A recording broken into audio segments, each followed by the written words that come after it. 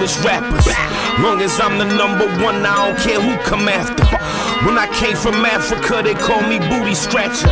Now they scream a nigga name when I say who's the master. What's up, people? Welcome back to the BCMA podcast. That's the Black Clover Martial Arts podcast. It's your boy Lucky from Lucky's Muay Thai. This is episode number 77. In this episode, we're going to talk about how I met Saenchai on my birthday and the unique circumstances, what I thought about the experience, and what I got to witness. And I'll comment on that. Also, one championship, Friday fights, Rodtang versus Superlek. Holy moly. This was a great card. We'll get into all that. But first, if you like the show, tap the like, hit the subscribe button, tell a friend, hit the notification bell, all those other things. They all help with the algorithm. Drop a comment below. If you want to stop by the gym, hit us up, www.luckysmt.com. We would love to have you stop by, have a trial class. If you want to get started on your Muay Thai journey, we have that ready for you. And if you want to try jiu-jitsu, Roberto Carrero is also at the gym. He has a fantastic jiu-jitsu program. Again, www.luckysmt.com, or you can drop me a line on Instagram at Lucky's Muay Thai, and we will get you in there and rocking.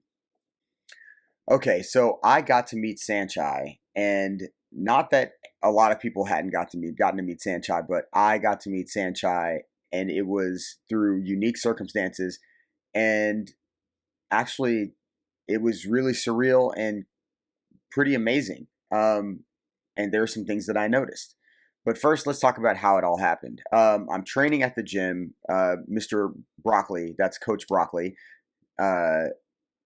We're just getting started, and I get a text message. The text message says, "Hey, Kru, do you have time for an old student? I want to talk to you about something." And of course, as usual, I say, "Absolutely, who is this?" And I get a reply that says, "George," and just then the phone rings. Now, George is a former student, but also a good friend of mine. I haven't spoken to him in quite a while. But if you go back on the YouTube videos, you'll see tons of videos of George holding pads for me at some of the little mini seminar things that I did. And he was always a part of the team. And actually, he went to Glory 11 with me, which was awesome. And like I said, a good friend, but I haven't spoken to him in a while. He'd moved away. He had moved back. I kind of lost touch. But anyway, he's like, "Hey, man, it's George." I'm like, "What's up?" And he's like, "Kru, I'm bringing Saenchai, and I wanted to invite you to come down." Now, I don't know what bringing Saenchai means because I just didn't know what George was doing.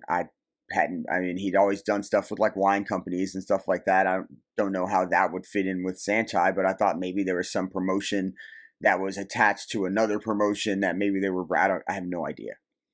Turns out he paid for the seminar, and I don't know if they sold out. It's kind of a small gym. They were at Fifth Street Gym, which is, known for a lot of things. It's actually also the rival gym to the gym I used to work at, South Florida Boxing. But they welcomed me with open arms. Everybody was super cool. George had gotten a few people signed up, a good amount. Probably did not cover the seminar, but nonetheless, he was happy. Everybody there was having a great time. And when I got there, it was already going. Saenchai was in the ring teaching. The people that were there were super cool. I knew a bunch of the guys that had showed up for the seminar, so they all, were very welcoming to me, which was awesome, because I could not train because of my surgery, which I talked about in the last podcast. So all I could do was watch. And I did. I climbed up on the side of the ring.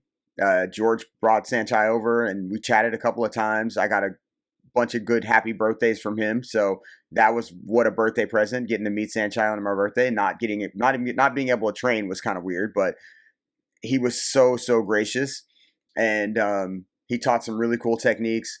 I recommend definitely, if he's coming to town, to go. The other fighters that they had were awesome as well.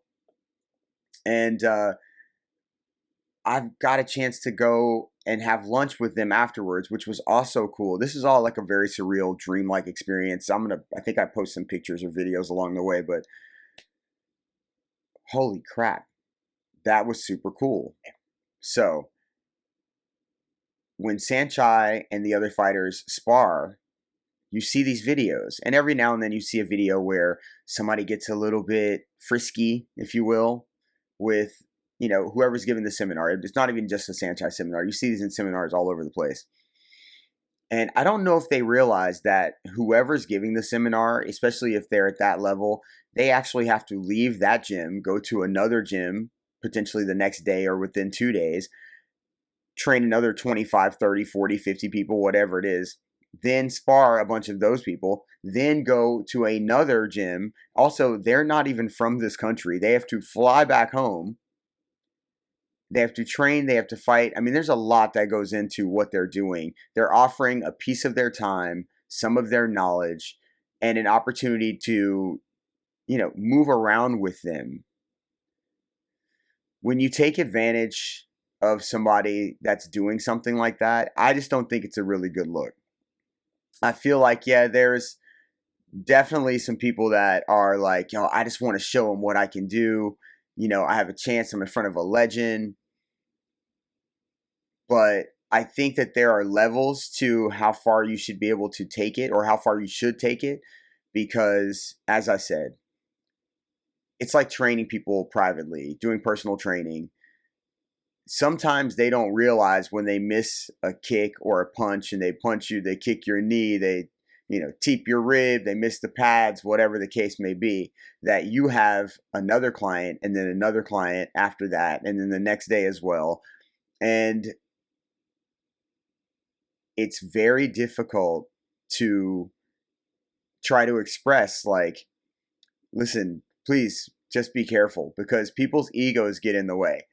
And I think they feel like they have got to prove something. I would just say, if you're out there and you go to a Saenchai or any other seminar where you have a high level teacher or competitor coming, and they're giving you an opportunity to move around with them in the ring, sure, there's a chance you might get playfully cartwheel kicked, or playfully swept, or playfully tapped on your forehead, or whatever the case may be. It's worth it to not go out there and purposely try to humiliate possibly the instructor that flew all the way across the waters and gone to 10 other gyms prior to maybe going to your gym, or they're just starting and now they have to go, you know, because they, you know, slightly injured their ankle on a sweep or whatever the case may be, to the next gym, the next gym, the next gym, and then prepare to fight whoever there's on their list, their roster of high-level competitors. I would just say be respectful. Those guys are legends, and if they are so held in such a high place in people's hearts, then maybe try not to do your secret super move on them when they're playfully sparring you. I'm just saying. All right, one championship, Friday Night Fights 34, Rodtang versus Superlek, was amazing. But Superlek missed weight by 5 pounds or something. We talk about politics in these sports all the time. I don't know if there's politics involved in this. Usually when somebody misses weight, especially by that much, they have had some sort of injury that kept them from training. And I can't speak on it because I don't know. I didn't hear anything about why. But it cut it from a 5-round fight to a 3-round fight, which robbed us a little bit. And it took it from a title fight to a regular fight, which also robbed us a little bit. So first of all, before we get into it, the card was crazy. The last couple of fights the last few fights were like elbow and knee nuts. It was insane. So if you don't, if you get a chance, go and watch one championship Friday fights, Rodtang versus Superlek, at least the main card, because it was sick. And I think they're doing, this is actually a reshoot, by the way. The video didn't record last time, so running this back.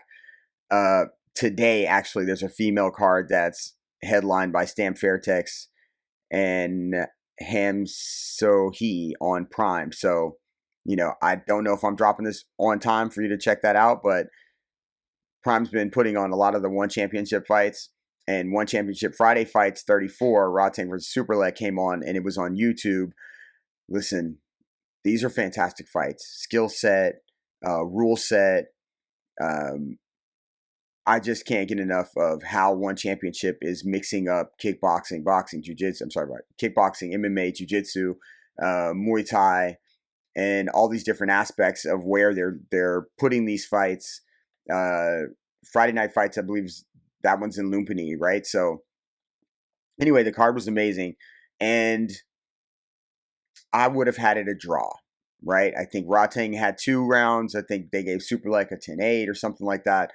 I don't know. I think it would have been a draw, but they don't allow draws, so they give Superlek the fight, which maybe it could have leaned more that way. I don't know. I said I would have gone Rodtang or a draw.